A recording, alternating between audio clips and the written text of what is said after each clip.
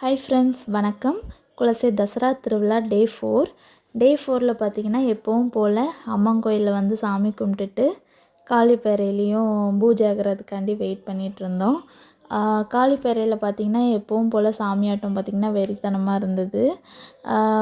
நிறைய சாமிமார்கள் வந்து காது குத்த ஆரம்பிச்சிட்டாங்க. எங்கள் தசரா செட்டில் பார்த்திங்கன்னா 7ஆம் தசராவுக்கு தான் காளி பூஜை வைப்போம். வச்சுட்டு 8ஆம் தசராலேருந்து வேஷம் கட்ட ஆரம்பிப்பாங்க. உங்கள் செட்டில் எப்படி, எப்போ காளி பூஜை வைப்பீங்க, எப்போ வேஷம் கட்ட ஆரம்பிப்பீங்கன்னு கமெண்ட் பண்ணுங்கள். அதனால் நிறைய சாமிமார்கள் இப்போவுமே காது குத்தி கம்மல் போட ஆரம்பிச்சிட்டாங்க.